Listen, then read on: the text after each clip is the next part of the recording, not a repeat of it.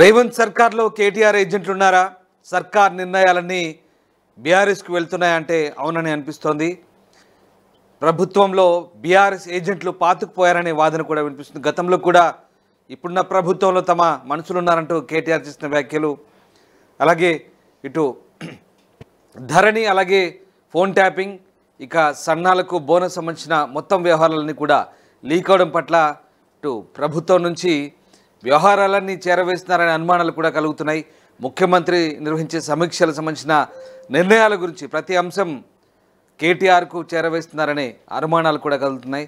ఓవైపు ఇంటెలిజెన్స్ అప్రమత్తం చేసినా ప్రభుత్వం పట్టించుకోవట్లేదనే వాదనలు కూడా వినిపిస్తున్నాయి. అయితే ఇంటెలిజెన్స్ ఇచ్చిన నివేదికల ఆధారంగానే ఉద్యోగాలు ఇస్తామంటూ సచివాలయంలో ఉద్యోగాలంటూ ముఖ్యమంత్రి ప్రకటించినప్పటికీ ఆ ఇంటెలిజెన్స్ నివేదికలను ప్రభుత్వ పెద్దలు పట్టించుకోవట్లేదనే వాదనలు కూడా వినిపిస్తున్నాయి. మొత్తం మీద రేవంత్ సర్కార్ తీసుకునే ప్రతి నిర్ణయం బీఆర్ఎస్కు ఎలా చేరుతుందనే అంశంపై ఇప్పుడు ఆసక్తికర చర్చ అయితే సాగుతుంది. కాంగ్రెస్ సర్కార్ అంటేనే మహాసముద్రంగా భావిస్తారు. ఇక్కడ 4 గోడల మధ్య చర్చించుకుంటున్న విషయాలు గోడలు దాటుతున్నాయి. గోడలకు చెవులున్నాయంటే ఇదేనేమో. తెలంగాణ అంబేద్కర్ సచివాలయంలో ఏ ఫ్లోర్లో ఏ మంత్రి ఛాంబర్లో, ముఖ్య కార్యదర్శి ఛాంబర్లో ఏం జరుగుతుందో వెంటనే ప్రతిపక్షాలకు చేరిపోతుంది. లీకులపై సీఎం రేవంత్ రెడ్డి ఎంత కఠినంగా ఉన్నా అవి ఆగడం లేదు. వాటిపై చర్యలు కూడా లేవు. ముఖ్యమంత్రి ఎంత గుట్టుగా నిర్ణయాలు తీసుకుంటున్నా, ఆలోచన చేస్తున్నా ఆ విషయాలు కూడా విపక్షాల చెవుల్లోకి చేరిపోతున్నాయని సచివాలయ వర్గాలు అంటున్నాయి.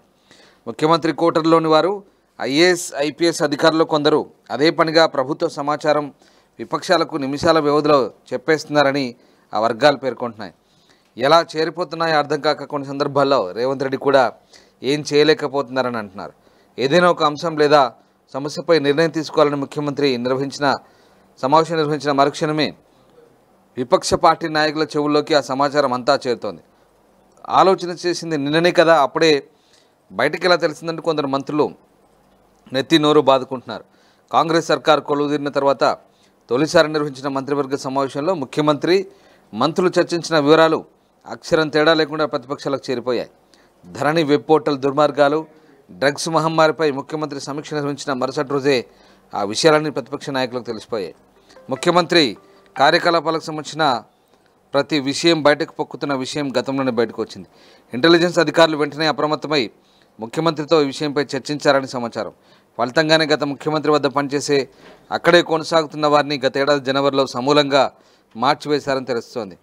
అయినా కూడా ప్రభుత్వానికి సంబంధించిన సమాచారం బయటకు వెళ్తూనే రాష్ట్రంలో సాగవుతున్న దొడ్డు, సన్న వడ్లు ఎన్ని రకాల వడ్లకు బోనస్ ఇస్తే ఎంత ఖర్చు అవుతుంది అనే అంశాలపై 2024 మేలో ముఖ్యమంత్రి మంత్రులతో చర్చించారు. ఈ అంశం కూడా లీక్ కావడం వెంటనే జరిగిపోయింది. ఇంకేముంది, ప్రతిపక్షాలు దొడ్డు రకాలకు బోనస్ ఇవ్వడం లేదంటూ దుమ్మెత్తిపోశాయి. ఈ సమావేశంలో పాల్గొన్న 3 పోలీసు అధికారులు లీక్ చేసినట్టుగా ప్రాథమికంగా అంచనాకు వచ్చారని తెలుస్తుంది. సో బీఆర్ఎస్ ప్రభుత్వంలో హవా చెలాయించిన పర్సనల్ అసిస్టెంట్లు, పర్సనల్ సెక్రటరీలు, ఓఎస్డీలు, పౌర సంబంధాల అధికారులు కాంగ్రెస్ ప్రభుత్వంలో ఇమిడిపోయారు. మంత్రుల దగ్గర దర్జాగా పనిచేస్తూ ఎప్పట్లాగే తమ హవా కొనసాగిస్తున్నారనే విమర్శలు కూడా వినిపిస్తున్నాయి. కులాన్ని అడ్డుపెట్టుకొని కొందరు పాగవేగా ప్రాంతం, పాతపరిచయం అడ్డుపెట్టుకొని మంత్రుల వద్ద చేరిపోయారంటూ మరికొందరు అంటున్నారు.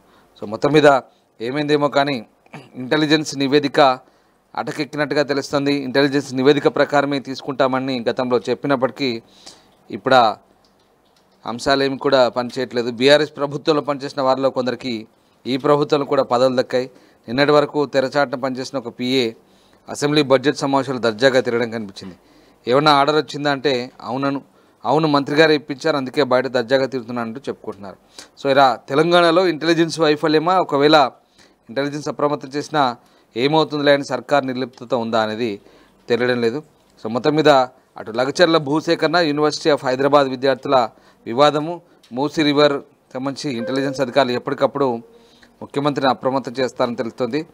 అయితే ఈ విషయాన్ని అంత సీరియస్గా తీసుకోక మూలంగానే భారీ మూల్యం చెల్లించుకోవాల్సి వస్తుందనే విషయం కూడా అర్థమవుతుంది. ఫోన్ ట్యాప్ విషయం కూడా అంతే సీరియస్గా పరిగణించేప్పటికీ ఎప్పటికప్పుడు నిందితులకు సమాచారం వెళ్ళిందంటున్నారు. సో కోర్టు ఏం చెప్తోంది, ప్రభుత్వం ఏం చర్యలు తీసుకోవద్దనే విషయాలు కూడా చేరడంతో వాళ్ళు అప్రమత్తం అవుతున్నారని తెలుస్తుంది.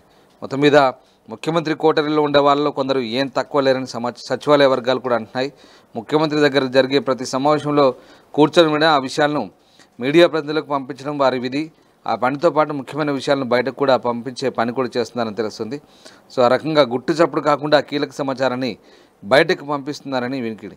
సో మంత్రులు నిర్వహించే సమావేశాలు కూడా పౌర సంబంధాల అధికారులు కూర్చుంటున్నారు. తమకు నచ్చని సమాచారం ఉన్నా, ప్రభుత్వం ఎలుకడపడే విషయం ఉన్నా గుర్తుపెట్టుకొని సమావేశం ముగిసిన తర్వాత వేరే వ్యక్తుల ద్వారా ప్రతిపక్షాలకు చేరవేస్తుందని తెలుస్తోంది.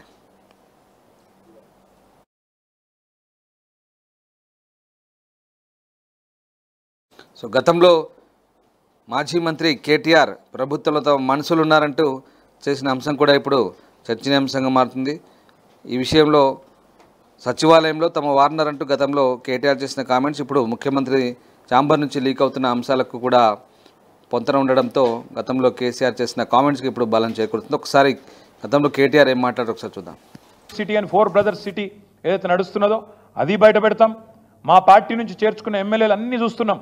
ఒక్కొక్కరికి ఏమేమి జీవోలు ఇస్తున్నారు, కాన్సీమియా గూడ ఏంది, MLR మోటార్స్ ఏంది, అన్నీ బయట పెడతాం. ఒక్కటి కూడా ఇడిచిపెట్టాం. మాకు అన్నీ తెలుసు, ఏం జరుగుతున్నదో తెలుసు. 10 ఏళ్ళు ప్రభుత్వం నడిపిన వాళ్ళం. అందులో మాకు కూడా కొంతమంది అభిమానులు ఉంటారు, చెప్తారు, బరాబర్ చెప్తారు. ఎందుకు చెప్పారు? దొంగలు వీళ్ళు దొంగతనం చేస్తున్నారని చెప్తున్నారు. విజిల్ బ్లోవర్స్ ఉంటారు, తప్పకుండా అన్నీ బయటకు వస్తాయి. సిటీ అండ్ 4 బ్రదర్స్ సిటీ ఏదైతే నడుస్తున్నదో అది బయట పెడతాం. మా పార్టీ నుంచి చేర్చుకున్న ఎమ్మెల్యేలు అన్నీ చూస్తున్నాం. ఒక్కొక్కరికి ఏమేమి జీవోలు ఇస్తున్నారు, కాన్సీమియా గూడ ఏంది, MLR మోటార్స్ ఏంది, అన్నీ బయట పెడతాం.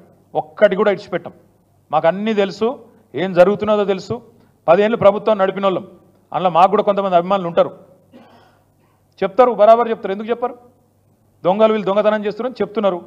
విజిల్ బ్లోవర్స్ ఉంటారు, తప్పకుండా అన్నీ బయటకు వస్తాయి. సిటీ అండ్ 4 బ్రదర్స్ సిటీ ఏదైతే నడుస్తున్నదో అది బయట పెడతాం. మా పార్టీ నుంచి చేర్చుకున్న ఎమ్మెల్యేలు అన్నీ చూస్తున్నాం. ఒక్కొక్కరికి ఏమేమి జీవోలు ఇస్తున్నారు, కాన్సీమియా గూడ ఏంది, MLR మోటార్స్ ఏంది, అన్నీ బయట పెడతాం. ఒక్కటి కూడా ఇడిచిపెట్టాం. మాకు అన్నీ తెలుసు, ఏం జరుగుతున్నదో తెలుసు. 10 ఏళ్ళు ప్రభుత్వం నడిపిన వాళ్ళం. అందులో మాకు కూడా కొంతమంది అభిమానులు ఉంటారు, చెప్తారు, బరాబర్ చెప్తారు. ఎందుకు చెప్పారు? దొంగలు వీళ్ళు దొంగతనం చేస్తున్నారని చెప్తున్నారు. విజిల్ బ్లోవర్స్ ఉంటారు, తప్పకుండా అన్నీ బయటకు వస్తాయి. ప్రపంచంలో ఏ మూల ఏ క్షణం ఏం జరుగుతుందో వేగంగా తెలుసుకోవడానికి తొలి వెలుగు వాట్సాప్ ఛానల్ని ఫాలో చేయండి.